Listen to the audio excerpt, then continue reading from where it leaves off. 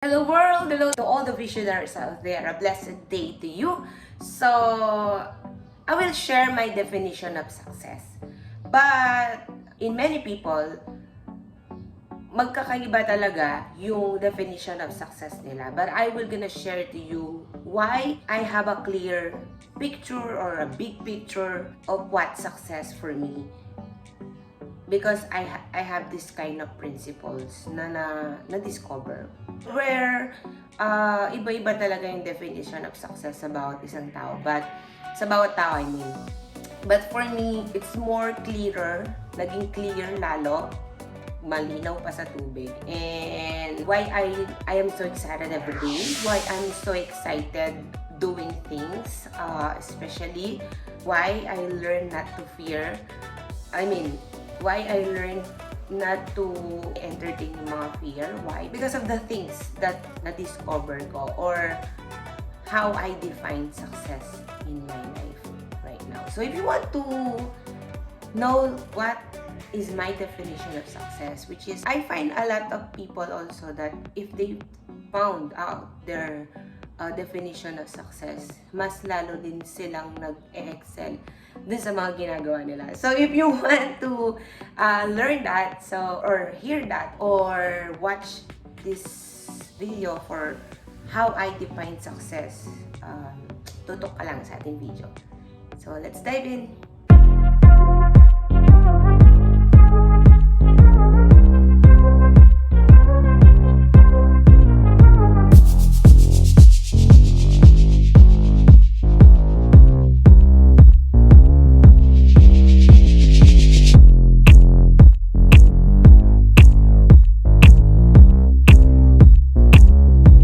Before that, let's have a motivational word from the Word of God. So Proverbs 11:24 to 25 says, "One person gives freely, yet gains even more. Another withholds unduly, but comes to poverty." Verse 25, "A generous person will prosper. Whoever refreshes others will be refreshed." So I also see this word that if we give generously, if we share, especially what we have, skills, knowledge, wisdom to other people, and how also they will be refreshed, we will be also refreshed. Kaya nga sabi, mapalad ang nagbibigay kaysa binibigyan. So that is the word of God, and it strikes me last week pa, and I say to myself that I need to share and give more for the glory of God, because there's fulfillment in giving. So that is our motivational word for today. So let's talk about how I define success. For me is like this. Gumawa ako ng mga top priority, and then next, and go on and go on and go on. So my top priority or my definition of success is you need to prioritize your spiritual life. Yan. So, in my life, nung nakilala ko si Jesus, dun ko palang naintindihan ng life. And dun palang ako totoong nabuhay. I mean, I don't know life. I only live for, I don't know. But nung nakilala ko si Lord, dun ko palang naranasan yung talagang fulfillment and the joy in heart and something in my life that I cannot explain. So if you will put priority, or if you will prioritize your spiritual life, especially your relationship to God, I will tell you that you will learn to see things in big picture. Makikita mo talaga that ito pala yung gusto ni Lord. Ito pala yung makakapag-fulfill sa akin. I-direct tayo ng Word of God if you will prioritize the personal relationship to God. So in myself, I know that if God is my priority, everything will follow. Because He's the masterpiece, He knows the best for me, He has a master plan, He has a promises for me. And I do believe that His ways is far better than my way. So, yun, parang I learned to give it all to God, to trust everything to God, and to please Him, to love Him, to give everything to God. So, how do I prioritize my spiritual life or my relationship to God? I see to it, I read the Word of God, I pray because I need God, I need Him, so that I can be more inspired, motivated, and you know that. And I listen to worship song because I am worshiper. I love to sing for God. Kung hindi nyo natatanong, more than 10 years na akong nagkakanta sa church, and I love worship. I love singing for God. And I also listen to the motivational videos about the grace, about the love, about motivation that can feed my spiritual life. That's my priority. And if I prioritize my relationship to God, I feel successful. I feel fulfilled. And then number 2 that I can share to you is after my spiritual, my family. Yan. So, after my spiritual life, of course, di ba yung family natin, which is si Lord, nagbigay. Yan. So, it's originated by God. And I believe on possibilities. I believe in nothing is too hard to God. If you are with God, you and your household will be safe, because that is the promise of the Lord. And I hold on that promise. And I believe that if you know how to love your family, ako bilang asawa, I need to put on the top yung asawa ko. Of course, si Lord. Kaya nga, una yung kay Lord, and then my husband, and then my children, and then extended family, and of course, our spiritual family. So, how you will be more effective? Kasi ito na, I've learned this along the way. Ang haba bago ko mas lalong naintindihan that God put us in a spiritual family so that we learn how to put and love our biological family too. And we are so blessed. They are a family of ours that hindi dapat divided. I mean, hindi dapat sila magkatalo. They are all part of your human being. So, for me, you will be effective to other people when you know how to love and how to serve your biological family. And of course, you need to be with them with the vision. You need to be with them dun sa will ni Lord, dun sa plano ni Lord. So, you can receive and declare that you and your family will serve God.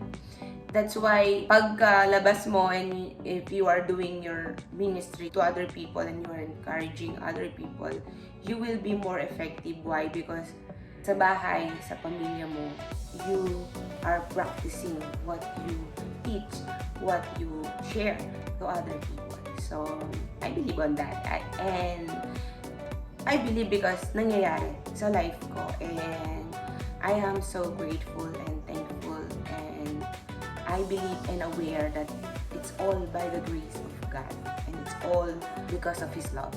And so that is number 2.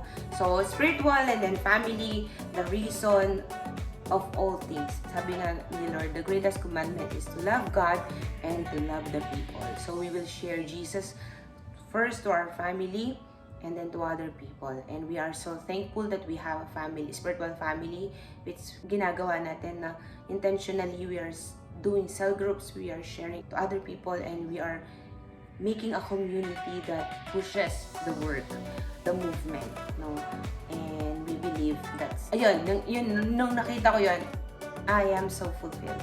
Feeling ko I am super successful because I am doing the things of God, the concerns of God, the heart of God. That's number 2. So, that is one of my definition of success. And then number 3, dun na lang papasok yung passion, business, career, yan. So, lahat ng yon pumasok na. Why? Because I need to achieve something so that I can do more for God and I can bless my family.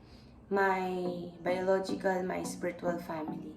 So, yun, nag-a-achieve ako ng mga malalaking bagay kasi I do believe God is with me and I am so inspired to do things for God, to do things for my family, to do things for my spiritual family. Alam nyo bakit? Because it fuels me. And na-clear lahat that I need to priority this one, my family, and then the rest. Sabi nga ni Lord, if you will seek me first, my kingdom and my righteousness, all these things will be added unto you. So, ayun, it clears a lot, no? And I know how to put things, how to put first God, family, my relationship. Alam mo, meron kasi mga ibang tao that they are putting first their career, the things na magbibigay sa kanila ng money, because may some naman talaga that they feel successful din sa bagay na yun because they have a lot of money. The truth is, why you are doing a living, why you are making some money, because you want to have a good life, diba? Pero the reality is, when you know how to give, just like yung binasa nating verse, no, yung Proverbs chapter 11:24-25, why you will give? Because you want to love and to value the people around you. That's why if you will put first yung mag-succeed, na mawala na yung relationship mo sa ibang tao, for me, it cannot give you fulfillment. But if you know how to love, hindi naman pera lang ang pwede mong maibigay. Time, value so much. That's why it will be added unto you when you know your priority. For me, kasi naging clear lahat sa akin. And hindi na naging mahirap na mahalin yung ibang tao. Hindi na naging mahirap yung mangarap. Hindi na naging mahirap yung gawin yung dapat kong gawin sa life, especially my purpose. That's why I'm doing everything.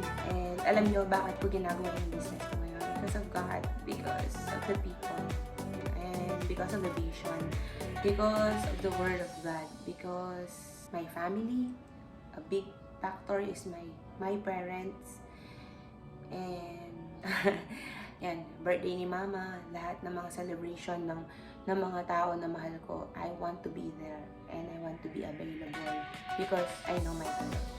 And I share my heart to you again, and that is my definition of success for me. And things of this world, it gives me joy, but it cannot fulfill me. Only God can fulfill me. And my relationship to my family, to others, to my church, to my mentors, to my parents, to my children, to my husband, of course. So, that's it. And if you want to have a lot of motivational, inspirational, or about business, purposeful business, and a business that can give you also a fulfillment, you can subscribe into my YouTube channel. So, I have a lot of things to do because I know God directs me in a greater things for His glory. It's not me, it's God. So, I hope it inspires you and give you clear of definition of success. So, what is your definition of success? You need to define it so that you will know how you will priority it. So, I think the number one that I can give you is to put first God, and you will learn the rest. And the joy in your heart will never be the same. Bye! God bless! Okay, so I have a free ebook, no, yung Purposeful Business. So if you want to build your business, online or physical man yan, so I have a free ebook for you. So you can download it.